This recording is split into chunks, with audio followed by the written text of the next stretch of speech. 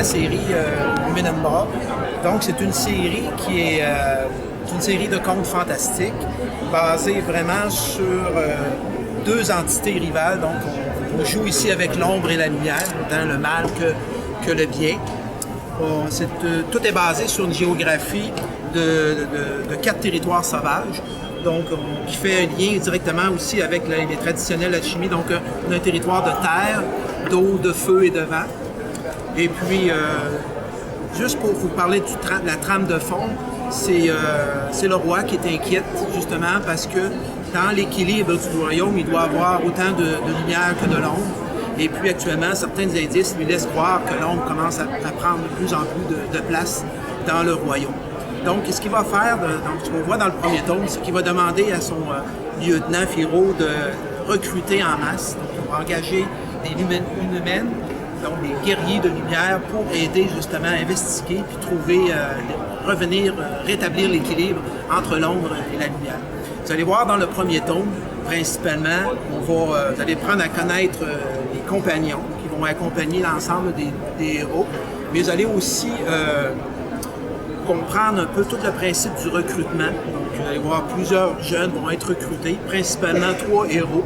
Donc, vous allez voir ici la rôdeuse, vous allez voir la magicienne et puis le guerrier qui vont être recrutés. Puis tout le long du premier tome, on va assister à leur entraînement puis à leur préparation à la quête. Il va se passer un événement particulier dans le premier tome aussi, c'est que la princesse, donc la fille du roi, va être kidnappée. Puis ça va causer vraiment un chaos dans le royaume.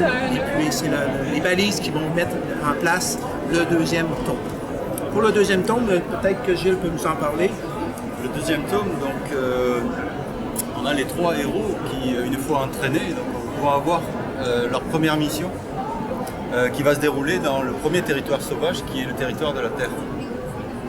Donc les héros vont y partir et très vite y rencontrer le premier des compagnons qui a été recruté, à savoir Naf, qui est une espèce de fouine très très curieuse et qui en est du coup très rigolote parce qu'elle sait vraiment tout sur tout. Et ce qu'elle ne sait pas, elle veut absolument le savoir. Donc ils vont évoluer dans ce monde-là et ils vont très vite arriver sur les traces d'une sorcière, d'une mystérieuse sorcière. Devoir échapper à des créatures qui sont des hommes loups.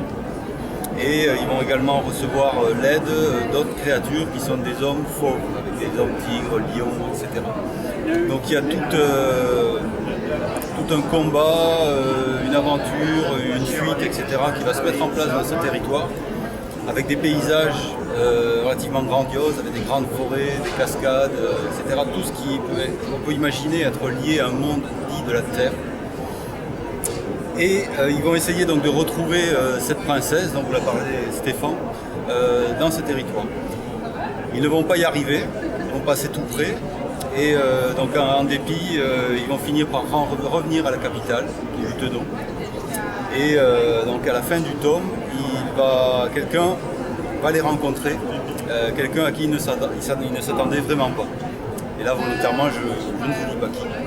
Il va falloir qu'il se procure le tome 3 pour savoir ce qui se passe.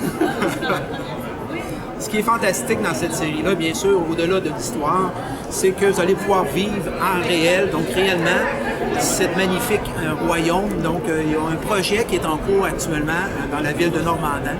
Donc, la mise en place d'un parc thématique dont le visiteur va être le héros de cette belle aventure. Donc, tout ce que vous allez retrouver dans cette série-là, autant les personnages, les compagnons, les activités, les épreuves, c'est des choses que vous risquez de vivre prochainement en vrai dans le cadre d'un projet, d'un parc thématique.